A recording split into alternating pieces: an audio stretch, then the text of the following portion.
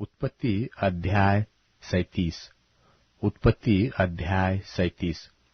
याकूब तो कनान देश में रहता था, जहां उसका पिता परदेशी होकर रहा था। और याकूब के वंश का वृत्तांत यह है कि यूसुफ 17 वर्ष का होकर अपने भाइयों के संग भेड़ बकरियों को चराता था। और वह लड़का अपने पिता की पत्नी बिल्हा और जिल्पा के पुत्रों के संग रहा करता था, और उनकी बुराइयों का समाचार अपने पिता के पास पहुंचाया करता था। और इस्राएल अपने सब पुत्रों से बढ़ के यूसुफ से प्रीति रखता था, क्योंकि वह उसके बुढ़ापे का पुत्र था, और उसने उसके लिए रंग बिरंगा अंगरखा बनवाया। सो जब उसके भाइयों ने देखा कि हमारा पिता हम सब भाइयों से अधिक उसी से प्रीति रखता है, तब वे उससे बैर करने लगे और उसके साथ ठीक तौर से बात भी नहीं करते थे।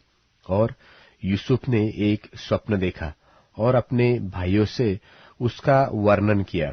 तब वे उससे और भी द्वेष करने लगे।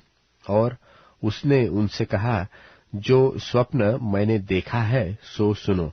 हम लोग खेत में पूले बांध रहे थे, और क्या देखता हूं कि मेरा पूला उठकर सीधा खड़ा हो गया। तब तुम्हारे पुलों ने मेरे पुलों को चारों तरफ से घेर लिया और उसे दंडवत किया। तब उसके भाइयों ने उससे कहा, क्या सचमुच तू हमारे ऊपर राज्य करेगा?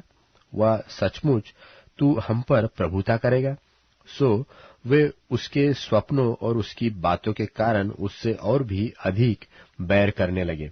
फिर उसने एक और स्वप्न देखा और अपने भाइयों से उसका भी यो वर्णन किया कि सुनो, मैंने एक और स्वप्न देखा है कि सूर्य और चंद्रमा और 11 तारे मुझसे दंडवत कर रहे हैं। यह स्वप्न उसने अपने पिता और भाइयों से वर्णन किया। तब उसके पिता ने उसको दपट के कहा, यह कैसा स्वप्न है जो तूने देखा है? क्या सचमुच मैं और तेरी माता और तेरे भाई सब जाकर तेरे आगे भूमि पर गिर के दंडवत करेंगे? उसके भाई तो उससे डाहा करते थे, पर उसके पिता ने उसके उस वचन को स्मरण रखा। और उसके भाई अपने पिता की भेड़ बकरियों को चराने के लिए शकेम को गए। तब इस्राएल ने यूसुफ से कहा, तेरे भाई तो शकेम ही में भेड़ बकरी चरा रहे होंगे, सो जा, मैं तुझे उनके पास भेजता हूं। उसने उससे कहा, जो आज्ञा, मैं हाजिर हूं। उसने उससे कहा, जा, अपने भाइयों और भेड़ बकरियों का हाल देखा कि वे कुशल से तो है, फिर मेरे पास समाचार ले आ। सो उसने उनको हेब्रोन की तराई में विदा कर दिया, और वह शकेम में आया। और किसी मनुष्य ने उसको मैदान में इधर उधर भटकते हुए पाकर उससे पूछा, तू क्या ढूंढता है? उसने कहा, मैं तो अपने भाइयों को ढूंढता हूं। कृपा कर मुझे बता कि वे भेड़ बकरियों को कहाँ चरा रहे हैं। उस मनुष्य ने कहा, वे तो यहाँ से चले गए हैं, और मैंने उनको यह कहते सुना कि आओ हम दोतान को चले। सो यूसुफ अपने भाइयों के पास चला और उन्हें दोतान में पाया। और जो ही उन्होंने उसे दूर से आते देखा, तो उसके निकट आने के पहले ही उसे मार डालने की युक्ति की। और वे आपस में कहने लगे, देखो, वह स्वप्न देखने वाला आ रहा है। सो आओ हम उसको घात करके किसी गड्ढे में डाल देंगे, और यह कह देंगे कि कोई दुष्ट पशु उसको खा गया। फिर हम देखेंगे कि उसके स्वप्नों का क्या फल होगा। यह सुन के रूबेन ने उसको उसके हाथों से बचाने की मनसा से कहा, हम उसको प्राण से तो न मारे। फिर रूबेन ने उनसे कहा, लोहू मत बहाओ, उसको जंगल के इस गड्ढे में डाल दो और उस पर हाथ मत उठाओ। वह उसको उनके हाथ से छुड़ाकर पिता के पास पहुंचाना चाहता था। सो ऐसा हुआ कि जब यूसुफ अपने भाइयों के पास पहुंचा, तब उन्होंने उसका रंग बिरंगा अंगरखा जिसे वह पहने हुए था उतार लिया और यूसुफ को उठाकर गड्ढे में डाल दिया। वह गड्ढा तो सूखा था और उसमें कुछ जल न था।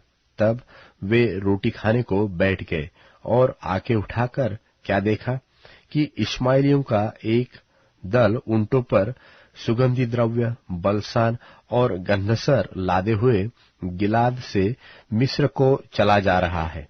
तब यहूदा ने अपने भाइयों से कहा, अपने भाई को घात करने और उसका खून छिपाने से क्या लाभ होगा? आओ हम उसे इश्माएलियों के हाथ बेच डालें और अपना हाथ उस पर न उठाए, क्योंकि वह हमारा भाई और हमारी ही हड्डी और मांस है। सो उसके भाइयों ने उसकी बात मान ली। तब मिद्यानी व्यापारी उधर से होकर उनके पास पहुंचे। सो यूसुफ के भाइयों ने उसको उस गड्ढे में से खींचकर बाहर निकाला और इश्माएलियों के हाथ चांदी के 20 टुकड़ों में बेच दिया और वे यूसुफ को मिस्र में ले गए। और रूबेन ने गड्ढे पर लौटकर क्या देखा कि यूसुफ गड्ढे में नहीं है। सो उसने अपने वस्त्र फाड़े और अपने भाइयों के पास लौटकर कहने लगा कि लड़का तो नहीं है, अब मैं किधर जाऊं? और तब उन्होंने यूसुफ का अंगरखा लिया और एक बकरे को मार के उसके लोहू में उसे डुबा दिया। और उन्होंने उस रंग बिरंगे अंगरखे को अपने पिता के पास भेजकर कहला दिया कि यह हमको मिला है, सो देखकर पहचान ले कि यह तेरे पुत्र का अंगरखा है कि नहीं। उसने उसको पहचान लिया और कहा, हाँ, यह मेरे ही पुत्र का अंगरखा है, किसी दुष्ट पशु ने उसको खा लिया है। निसंदेह यूसुफ फाड़ डाला गया है। तब याकूब ने अपने वस्त्र फाड़े और कमर में टाट लपेटा और अपने पुत्र के लिए बहुत दिनों तक विलाप करता रहा। और उसके सब बेटे बेटियों ने उसको शांति देने का यत्न किया, पर उसको शांति न मिली और वह यही कहता रहा, मैं तो विलाप करता हुआ अपने पुत्र के पास अधोलोक में उतर जाऊंगा। इस प्रकार उसका पिता उसके लिए रोता ही रहा। और मिद्यानियों ने यूसुफ को मिस्र में ले जाकर पोतीफर नाम फिरौन के एक हाकिम और जल्लादों के प्रधान के हाथ बेच डाला।